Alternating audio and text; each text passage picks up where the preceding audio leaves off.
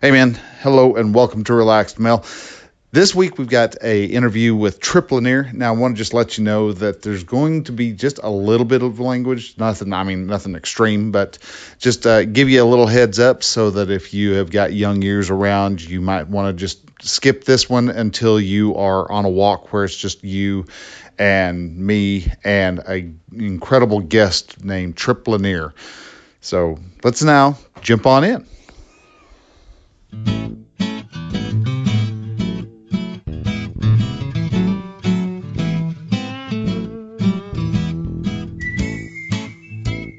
Hello and welcome to Relaxed Mel, podcast that helps men change their relationship with themselves. I am your host, Brian, and I am a men's life and mindset coach who is here to help you understand that you don't have to suffer at your own expense. You can live your dream, and I encourage you to set, then pursue your goals. So join me as I change the mindset and attitudes of men so that they can be the leaders of their families and their destinies. All right, guys. Hello and welcome to Relaxed Now. So today I have, whether he knows it or not, he is a virtual mentor of mine. I have been listening to Tripp's podcast for several years, even before.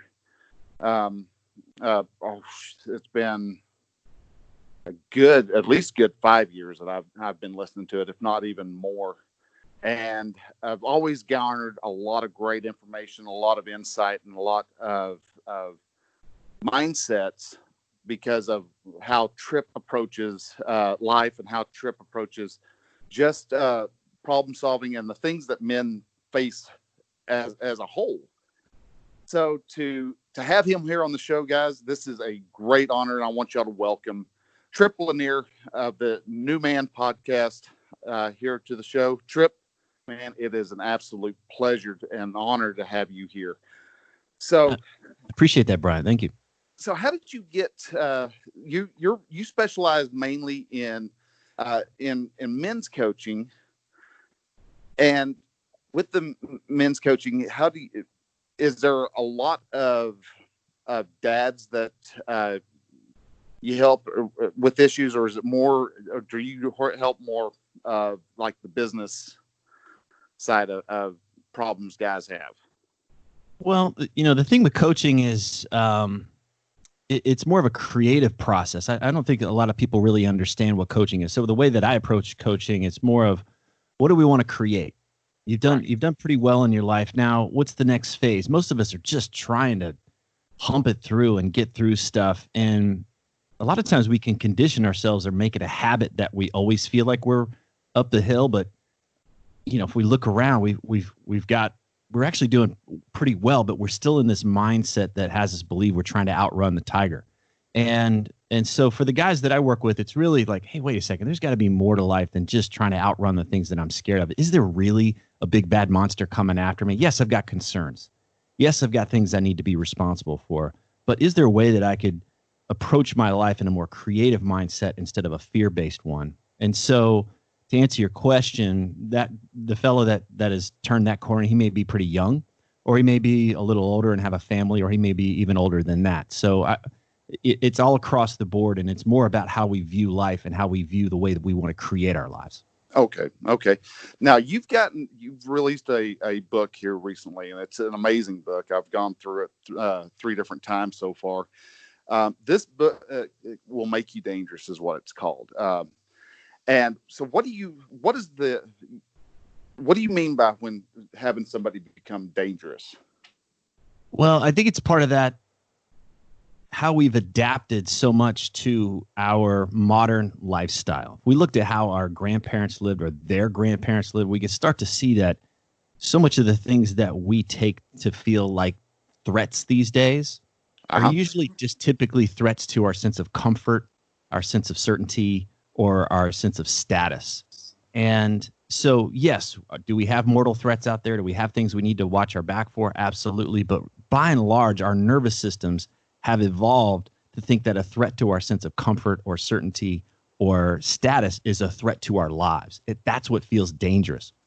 Oh no, am I going to have to go without the remote tonight before I can get to Best Buy tomorrow and buy a new one? Like, there's guys that, I'm being I'm being silly here, but a lot of times that can be the thing that spins somebody out, right? Or, Right. oh my gosh, I don't know what's going to happen next week with XYZ, and it's really not that big a deal. It's like, yeah, you've been through worse, and you'll get through this too. Or, Okay. what will people think of me if they found out that I listened to a, personal growth podcast or something like this?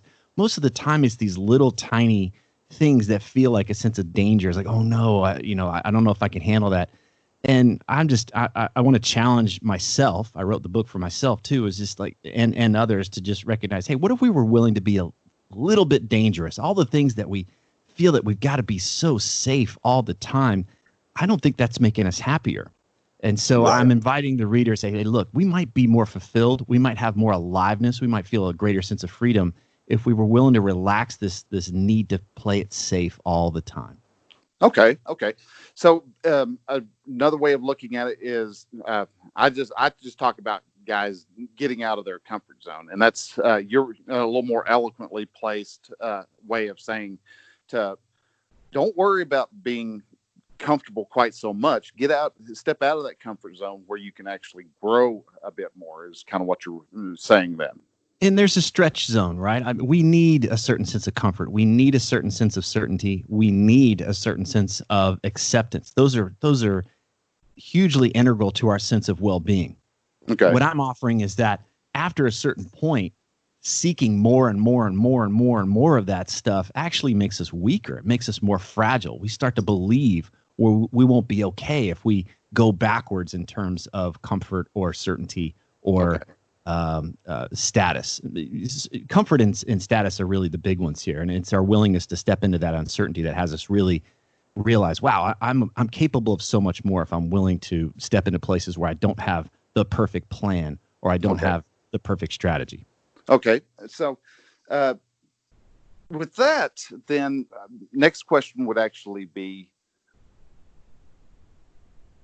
how do dads start showing their sons, start leading their sons to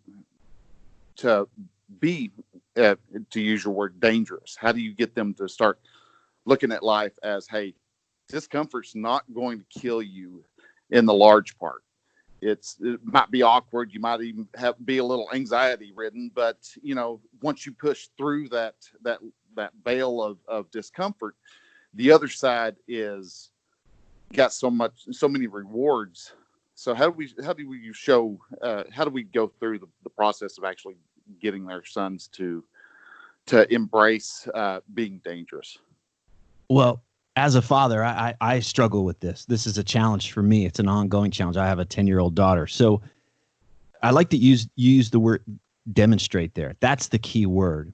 But it goes a step further, because I've even talked to dads where they put on this, virtual cape, and to their sons, their dads are just like able to walk through concrete walls, and they don't get that their dads are actually going through a process between their ears too. Okay. And so I think that it's essential to be transparent to our kids and say, you know what, I'm scared to do ABC. I got this presentation on Tuesday. I'm going to do it anyway. Or I've got this thing happening. I'm not really quite sure how it's going to go, but I'm going to do my best and I'm going to do it anyway, even if I fail. Okay. It's being transparent instead of setting this bar that we're not supposed to feel fear. We don't want to. I don't think it helps our kids if we set this expectation that feeling fear or feeling uncertainty or feeling a little wobbly about things means that we're wrong. And unfortunately, the reason why I bring this up is because I see so many guys who are like, well, if I'm uncomfortable, if I feel afraid, then something's wrong. It's like, no, that just means you're on the path. It means you're leaning in. So if we understood that was simply part of the process and we get to go through it anyway, I think that would be a much better way that we can expand what's possible for the young people. Okay. Now, I'm going to go into the side of someone who sadly is playing it safe. So I don't want to show my son that I am just this, emotional bag of emotional luggage.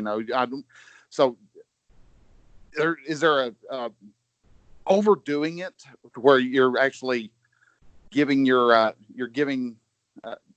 sharing, actually, I guess it would be too much with your son on that, or how do you actually go through and let them know, hey, there's going to be times we're having some rough times. We're having, and it's uncomfortable and things like that, but not, you're not,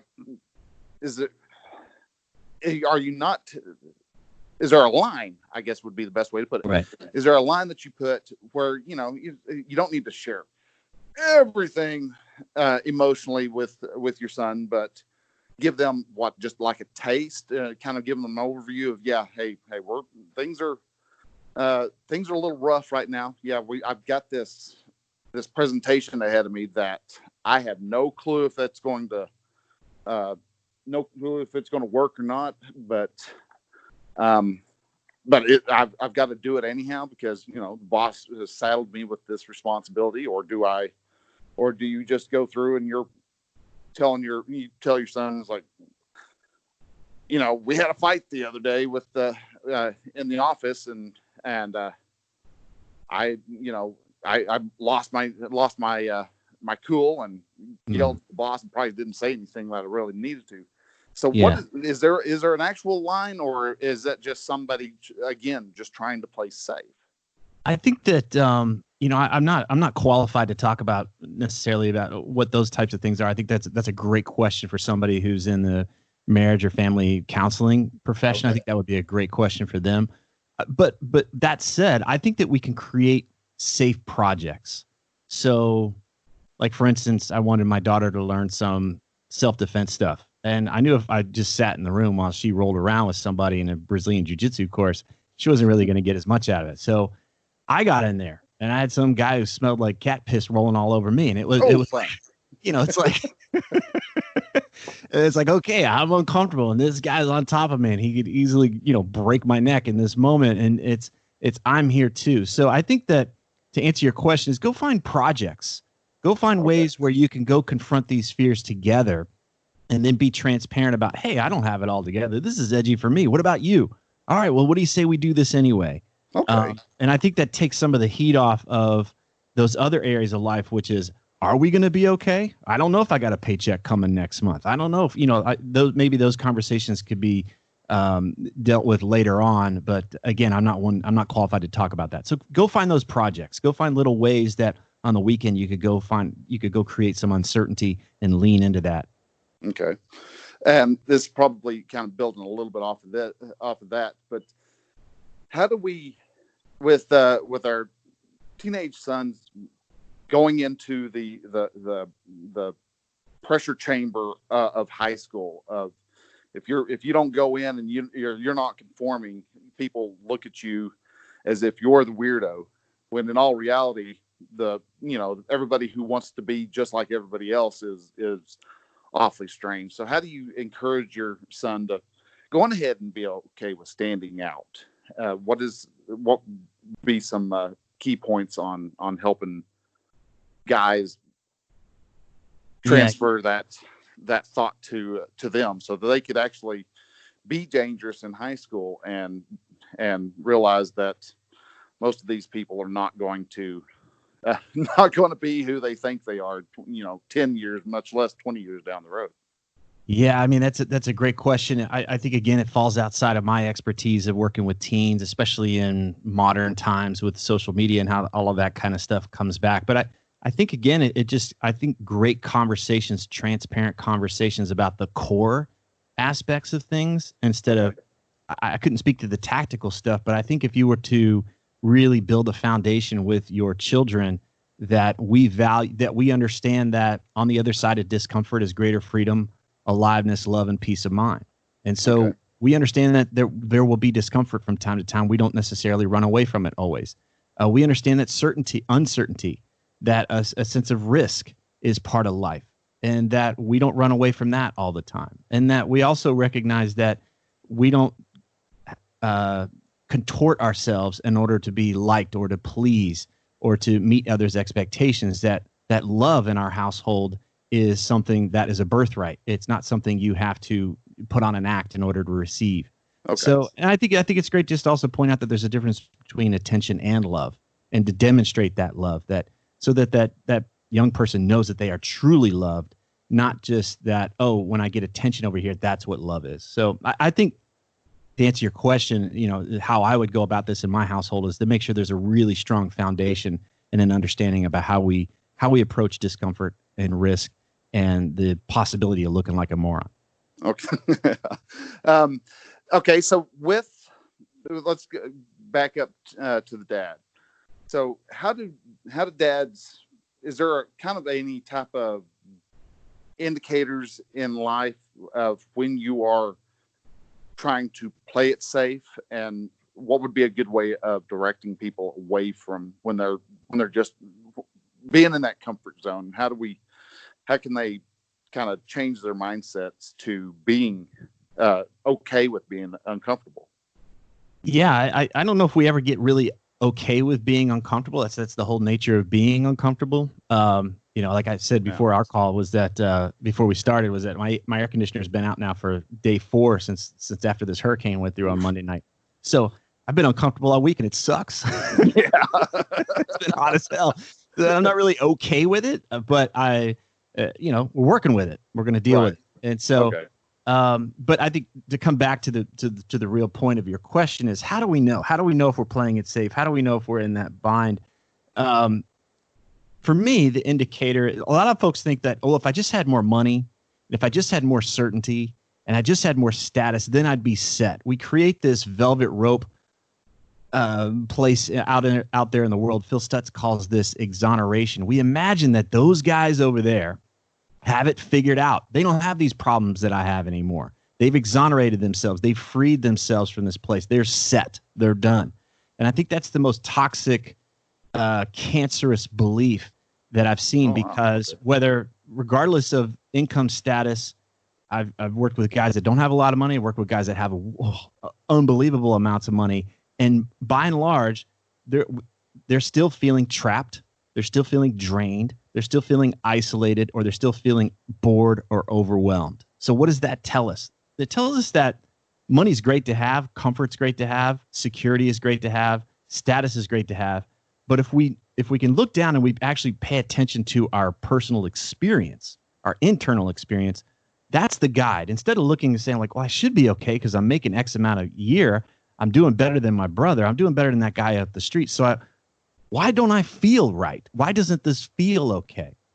And so I ask a guy, well, if he's feeling trapped, then what's on the other side of that? Oh, it's freedom. Oh, okay. So I'm wanting more freedom in my life. If I'm tired of feeling drained, what is it that I'm wanting? I'm wanting a sense of aliveness in my life. If I'm feeling isolated, even if I live in a house with people, even if I have a wife, I can still feel alone. Oh, what am I wanting? I'm wanting connection. I'm wanting true, deeper love, even with my community, even with my brothers. And then beyond that, if I'm tired of feeling bored, if I'm tired of feeling overwhelmed, then the flip side of that is greater peace of mind. And so, again, I don't get fixated on, okay, here's a number you're going to make, or here's a certain level of status that you're going to have, and that's going to solve the problem. It comes back to that state of mind. And a lot of times we've just created fantasies in our mind that keep us from experiencing the freedom, aliveness, love, and peace that we want. And sometimes it's we got to roll up our sleeves and get to work and go create those conditions so that more of that can be allowed into our lives. Okay, I see. So with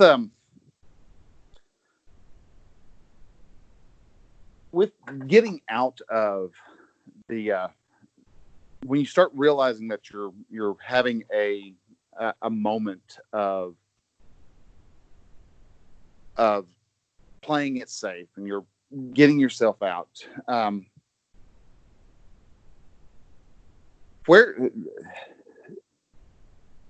how can we? Well, I guess that would be tied into the previous one. I was fixing to ask the same, basically the same question, but just reword it. But let's a couple parts in the book. Okay, we'll jump down into that because you were talking about. Well, let's see. Oh, no, that's the Great Starbucks Shootout. One of the best ones. One of the best chapters. Just, but when you talk about the you mentioned it here a couple times where the main items that we're actually wanting, which are aliveness. I love that word. It took me a little while to kind of really latch on to it, but peace, love, and aliveness, and freedom. That was the Correct. fourth one. Yeah, I was like, sometimes it helps to remember FLAP, the acronym FLAP: freedom, love, aliveness, and peace. That helps. Yeah, actually, that does help. Okay, because you've got. I know you've got your little matrix of where men kind of slide back and forth. But when it comes to when you're talking about freedom, what is that? What type of freedom are we actually? Are some guys? Do you run into that most guys have an issue with when it comes to the freedom? We'll just talk about each one of those four parts real quick, just to kind of give them a better idea. I think on the surface, most of us believe freedom is really about flexibility, right? So if I'm in a job 10 hours a day and then I've got responsibilities with my family in the evening and my weekends are tied up with other things that need to be done, we can feel that sense of trapped. Right. Okay. How am I going to get out of this? I don't have choice for the things that I want to do for myself. Okay. So on one level, that can start to address those expectations that I have to do X, Y, Z because this is what I'm expected to do, or this is what I'm confined to do. Right. Okay. So that's the a lot of men feel that pressure when they start losing a lot of their freedom, and all of a sudden the boss is wanting them to work weekends and they're wanting to spend more time with the kids. Right. That type of thing is what you're meaning, right? Right. There's that aspect of it. And if you look at it, underneath is a belief that I can't do anything about this. I can't speak up. I can't, or else, right? We create this. If I were to challenge this, even if I were to talk for some guys, it's like, if I'm going to talk to my wife and say, I need some time for myself, that can be a non-starter for a lot of men, a lot of grown men treating their wives as if they're their mothers and that this is they've laid down the law. And so, and then freedom is also, I think it can go a bit deeper, which is it's more of a sense of no matter what comes along, I'm going to be okay. I can work with whatever happens. I am free to choose my response of whatever comes along. So if I'm committed to always looking good, if I'm committed to always feeling safe, then my options are actually really small. I don't have a lot of room for things. And so my life, even if it's rather opulent, I'm going to be stuck in a lane. So a sense of freedom is like, hey, if we were to use a metaphor, it's the musician that doesn't always have to play a certain style of music. He can go play another style. He can go do this and that. And it's really between his ears that he gives himself that permission to be able to have lots of different options out there in the world. There's a Bruce Lee quote in the book I reference where it says something to the degree that freedom shows itself to the man who is willing to let go of what others think of him. And that's really what we start to believe is at the core is like, I have to do this or else people are going to think I'm a jerk. I have to do this or people are going to think they're going to be disappointed in me or I'm lazy or whatever. That's where a lot of these expectations come in, and we believe we've got to strive so hard, and that's essentially the trap that we build for ourselves. Okay, yeah. So that's the whole issue of when, say, your son is, say, I don't know, he's been caught sneaking out, and that's instead of worrying about the fact that he was sneaking out, a lot of parents worry about, well, what are the neighbors going to think? Is that type of trapped feeling that you're kind of what you're referring to, or a form of that? It could be, right? It could be a drain. This is where we can start to just come back to it. That just starts to eat away at our peace of mind. What are people going to think of me? How often are we going through our day and say, well, I can't do that because somebody would say this, and I can't do this because somebody else might say that. Okay. If that stuff is draining you, if that stuff is eating away at you, you have an option, which is to challenge it. Is it really that big of a deal? Do people really give a shit? We could start to find ways to chip away at those things, and you may come to realize that you've got a lot more options. You got a lot more freedom than you're giving yourself permission to step into. because you're believing this fear-based voice in your head that says you've got to be so important and everybody cares. All right, got you. All right, so when it comes to aliveness, how would you describe what aliveness actually is? Well, on one end of the spectrum is this experience of flow that we can get into whenever we're in a creative space or we're making something. This is why some people have great hobbies, is they can go lose themselves in the garage, or they love to make things with their hands. Video games can even the place of flow states. Surfing for me, other types of aspects, but that can be a sense of aliveness. But I also think that we experience aliveness when we challenge ourselves in such a way where we've really got some skin in the game. So getting up to do a talk in front of people, it's like, oh gosh, I don't know what's going to happen here. And we get up there and it can be exhilarating, right? So if we're always playing it safe and we're always avoiding the places where we could be uncomfortable, then we cut ourselves off from those riskier elements. And it's usually right at the edge of what feels risky to us is where we feel alive. If you go too far beyond that, then you're just freaked out, right? Yeah. And that's not a sense of aliveness. But if you just go right to the edge, there's this big grin that comes on their face. The heart rate goes up and he's like, yes, this feels amazing. And that can be sexual. It can be just playing games with your buddies, like whatever that thing could be. It doesn't have to actually be dangerous. Right. But nonetheless, it's learning to find those places in games, play. This is where we usually find it is when we're giving ourselves permission to play. But again, most guys don't give themselves permission to play because they've got so many responsibilities. They've got things to do. And they believe that. They believe that play is somehow going to hinder them. It's going to make them weak. But I would offer that giving ourselves permission to play actually makes us better. It has us become stronger. It changes our mood. It has us be more energized for the things that we've chosen to do. Okay. All right. Then peace, it sounds like it makes sense right off the bat, but what does peace refer to in your book? I want to draw a distinction between peace and comfort. Okay. Comfort is I'm dealing with a salesperson right now. Okay. And he won't tell me the truth about when this AC unit's coming in. And so he's chosen twice now to give me a vague answer, to tell me what I want to hear. He's pleasing me. Okay. That's a comfortable thing in the moment, but I know it's eating at him. I know it's eating at him to not be straight with me and give me the truth that it's going to be next week or whatever that thing is. I'm speculating here. Okay. Right. So in the moment, he's like, yeah, it's coming soon. Right. Well, he doesn't know. He doesn't have that information. And so there's this element. I'm going to tell people what they want to hear in the moment. And then we can just kind of keep the peace right now. Right. Or, hey, you know what? I've got this knee that's bothering me. I'm just going to keep dumping a leaf down my throat.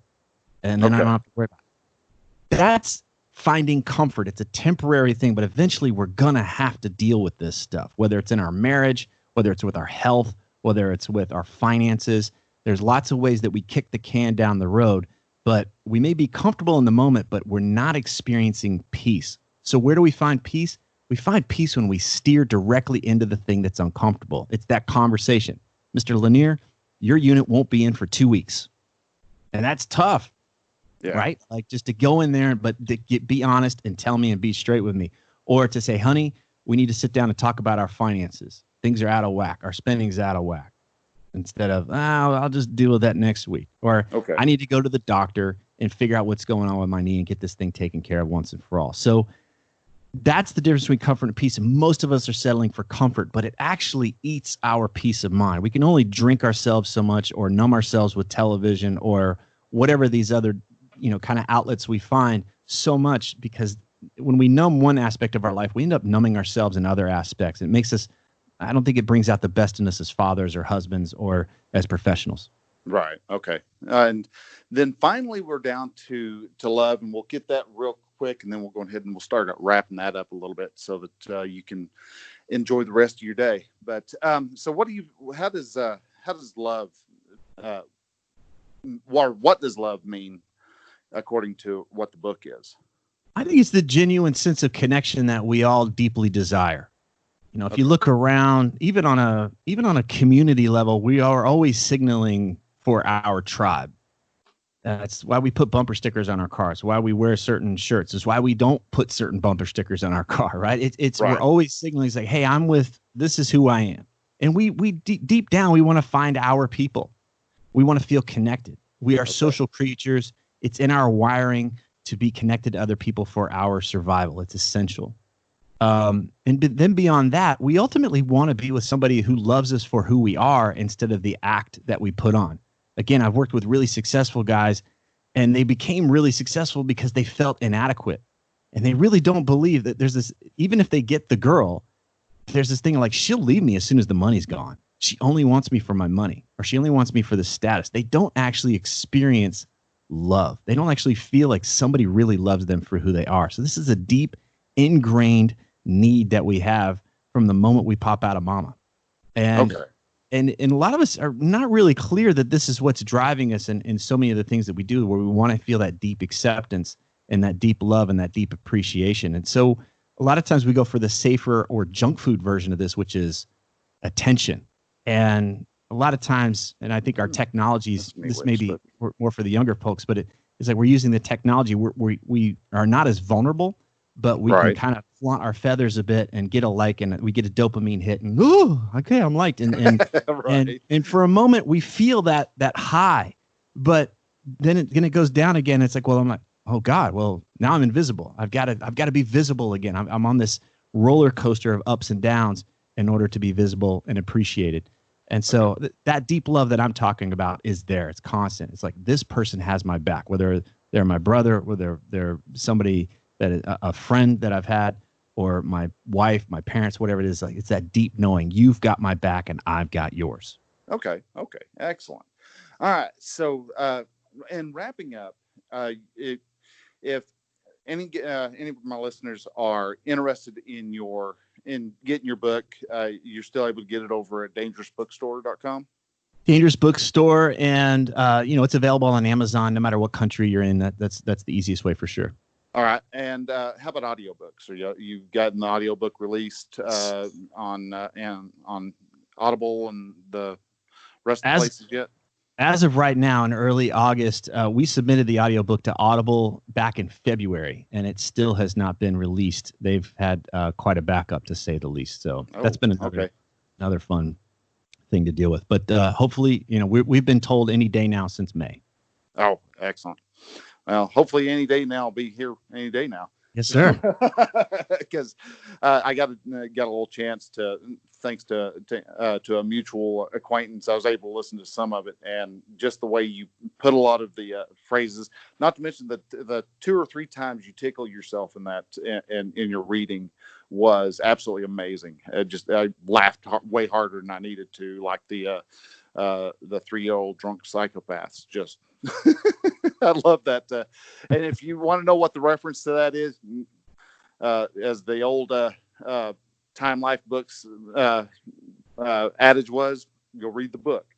So anyhow, Tripp, I appreciate it tremendously. I drove my wife up the wall for months now, going, oh boy, I got Tripp coming on. He's fixing to come on. She had a countdown, so she's probably going to be glad that now that this is done, so I'll stop talking about you so much. So, but it's been a pleasure. Is there any other last little tidbits of wisdom you'd like to give before I let you go? I don't think so, other than just go, the thing that I'm living with through these, when things get challenging, the thing that I keep coming back to is, okay, how could I make this fun? Is it possible that if I've got this challenge today, is there a way to make this fun? Is there a way to make this more enjoyable? And a lot of times it just seems like the most odd question possible, but I appreciate that it pulls me out of whatever frame of mind I'm in, which is usually feeling sorry for myself. Right. And and it's like, okay, well, how could this be fun? And oh yeah, how could this be fun? And so that's what I'm thinking about today, and would love to pass that on to anybody that might find that valuable too. Okay, awesome. All right, well, Tripp, I will go ahead and I will let you go. I appreciate it again, everything you've done. And we will. I'll keep in touch with you. Let you know when this particular episode comes out. And so, I thanks again for everything. And we will. I'll talk to you here a little bit later on down the road. All right. All right, Brian. Thank you so much. Best to you and your family. Yeah, thank you. You too. Tell Allison hi for us. Okay, bye-bye. Bye-bye. Hey, man, I hope you liked that interview that I had with Tripp Lanier. Man, I know I did, because I found it to be absolutely incredible. If you like what he has to say and you like Tripp Lanier's line of thinking and want to catch more of what Tripp has to say, then I recommend you go over to thenewmanpodcast.com. That all together. Don't forget the newmanpodcast.com, and there you can actually catch his podcast. Has a lot of incredible stuff that helps men to stop playing it safe and to start living a dangerous life. If you want a copy of his book, man, go over to this book, or dangerousbookstore.com. That is where you can actually go. It'll redirect you over to the Amazon site where you can actually download a copy of his book. And great book. I've read it 3 or 4 times, and always some great nuggets in there. Love his phraseology. He's just, you can't help but smile because Tripp is such an authentic dude, and I love what he has to say. So, all right, with that, guys, I thank you for listening. We will be back with you next week with a whole new topic, and thanks again for listening. If you enjoy the show, go to your, if you like the show, honestly, best way to actually do this is if you like the show, share it out with your friends. Share it onto your Facebook, your Twitter, Parler, whatever whatever social media platform you're on. Share that out. Let people know that, hey, there's this show called The Relaxed Male that helps men become better men, and help them to become, and in doing so allows them to become better fathers for their sons. You can also, if you think of somebody while they're listening to this, share that out with to them specifically. Please, if you're on an Apple device, rate and review it. That'll help people understand that this show is actually a good show. Or if you really like to help, then please go through and click subscribe. You don't have to download them. Just subscribe to the show in iTunes or Apple Podcasts. If you are over on an Android, I've got ways for you to be able to subscribe to the Android on the Android platform. You can do so by going to relaxedmale.com/subscribe. That will get you to the subscribe page and allow you to have a multitude of different platforms that you can actually subscribe on. Even gives you the RSS link. So if you want to just tie into it, into the podcast into your podcatcher automatically, you can do that too that way. So there's a lot of different ways. I thank you for listening. Share this out with everybody. That way we can start growing our following a lot more, guys. So thanks again. See you next week. Have a great one.